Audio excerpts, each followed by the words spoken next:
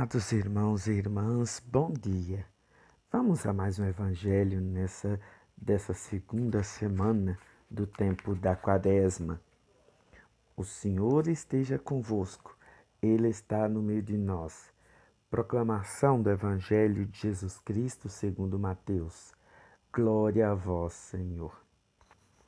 Naquele tempo, enquanto Jesus subia para Jerusalém, ele tomou os 12 discípulos à parte e, durante a caminhada, disse-lhes: Eis que estamos subindo para Jerusalém, e o Filho do Homem será entregue aos sumos sacerdotes e aos mestres da lei. Eles o condenarão à morte e o entregarão aos pagãos para zombarem dele, para flagelá-lo e crucificá-lo.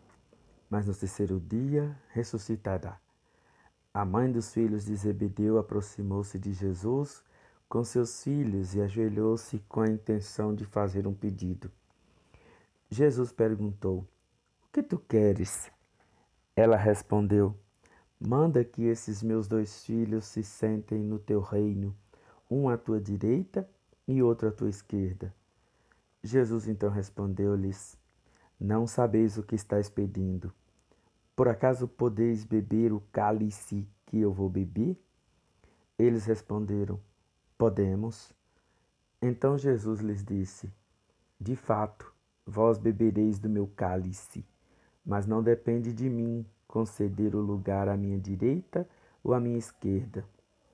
Meu Pai é quem dará esses lugares àqueles para os quais ele os preparou. Quando os outros 12 discípulos ouviram isso, ficaram irritados contra os 2 irmãos. Jesus, porém, chamou-os e disse: Vós sabeis que os chefes das nações têm poder sobre elas e os grandes as oprimem.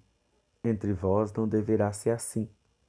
Quem quiser tornar-se grande, torne-se vosso servidor. Quem quiser ser o primeiro, seja vosso servo. Pois o Filho do Homem não veio para ser servido, mas para servir e dar a sua vida como resgate em favor de muitos. Palavra da salvação. Glória a vós, Senhor. Estimados irmãos e irmãs, nós temos aqui nesse evangelho de hoje 3 aspectos muito bons e pertinentes para todos nós. Primeiro, Jesus faz uma previsão. Jesus sente o que vai acontecer com ele. Jesus, ele nos ensina que é bom a gente prever as coisas. Não que nós vamos fazer uma premonição, não é disso que Jesus está falando, não. Jesus, ele está sentindo que as suas atitudes, que o seu jeito de ser vai levá-lo a isso. Jesus é muito inteligente. Ele sabe as consequências de suas atitudes. Defender o pobre, lutar pelas causas que ele defendia, com certeza lhe traria esse fim, mas ele não desistiu, continuou persistente, para nos ensinar que a gente, mesmo sabendo que nós vamos ser maltratados, xingados, judiados por quem quer que seja, na prática do bem, que a gente deve continuar, que a gente deve lutar por nossos ideais. Jesus tinha um ideal de vida. O ideal de vida dele era a obediência ao Pai. E ele, mesmo sabendo que essa obediência o levaria a esses atos, ele continuou fiel a essa obediência até o fim. Depois nós vimos que uma senhora pede a Jesus 2 lugares, um à direita e outro à esquerda, para os seus 2 filhos. Sim, como toda boa mãe, se preocupa com seus filhos. Só que ela não estava tão preocupada no sentido de missão, do cumprimento da evangelização. Não, ela estava preocupada com status. Como todas as mães certamente pensam, se não todas, a maioria, quer ver seus filhos bem-sucedidos. Como é triste para uma mãe ver seus filhos desempregados, talvez devendo bastante. Então a mãe tendo que ajudar com um pouquinho que ela recebe, talvez de sua aposentadoria, às vezes tendo que trabalhar mais ainda, já de idade avançada, tendo que trabalhar fora para poder ajudar os filhos a construírem suas casas, a manterem suas famílias. Muitas mães fazem isso. Mas os discípulos, eles não entendiam que Jesus não era um rei como esses do mundo. Jesus não tinha essa pretensão. E eles tinham um interesse no status. Por isso, os outros discípulos também ficaram chateados, porque para muitos deles era um pouquinho vanglorioso, né, querer estar com Jesus. Ainda mais que Jesus era aclamado pelas pessoas, que Jesus era procurado.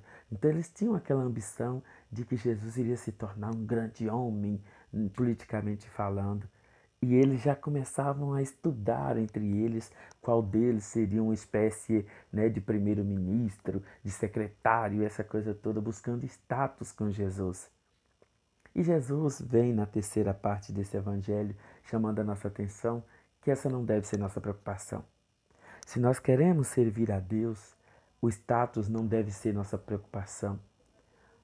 Dinheiro, lucro, essa coisa toda não deve ser nossa preocupação. Embora faz parte da nossa missão. Nós precisamos honrar nossos compromissos também. Jesus era ciente dessas coisas também, claro. Mas que entre nós não fosse assim. Entre o clero, entre os leigos, brigar por cargos, brigar por posições, ficar com essa coisa toda disputando qual de nós é qual pastoral, qual é a equipe, qual fez melhor, é mais importante na paróquia, sem ela não daria para fazer. Temos que nos manter humildes, temos que nos manter sóbrios na evangelização. Se a gente permite que essas lutas por status, por cargos, por disputa de qual é o melhor chegar ao nosso coração, a evangelização se torna vazia, porque não perde o foco, não é mais o nosso foco, nosso objetivo. Jesus quer que nós sejamos sempre, a todo momento, serviço. Eis o sentido da verdadeira liturgia: prestar um serviço a Deus pelo culto e aos irmãos também. Não deve faltar nada para ninguém, mas também nós não podemos ostentar, né? Querer ter tanto lucro, tanto interesse financeiro e tanto status dentro de nossas comunidades. Jesus elenca que os grandes já fazem isso. E para ter esses status, para ter esse poder, para ter esse dinheiro, eles oprimem o povo à custa da pobreza de muita gente, à custa do sofrimento e até a morte de muitos irmãos nossos. Que entre nós não seja assim. Nós devemos ser sempre do lado da vida. Se você sentir que na sua comunidade, ou que você, né, está pensando muito em status, em poder, em estar à frente, só para poder, se você, só pelo fato de você sentir que a sua roupa já não é bonita para você estar lá na frente daquela coisa toda, então você já tem que colocar a sua anteninha, ligar a sua anteninha. Cuidado, cuidado com os seus interesses, cuidado com as suas vontades. Se você sentir que você já tem que trocar de carro porque você é isso, você é aquilo, para ser essa tal função, você precisa ter esse carro, para ter isso você tem que ter aquela roupa, para isso você tem que sentar ali e ter lugares, essa coisa toda. Cuidado, cuidado, cuidado para que você não esteja colocando a evangelização em segundo plano. Nós estamos neste mundo para servir. E nós, ao assumirmos a missão de Cristo, abraçamos uma opção preferencial não só pelos pobres, mas e também pela pobreza, pela simplicidade, pela humildade. Bom dia.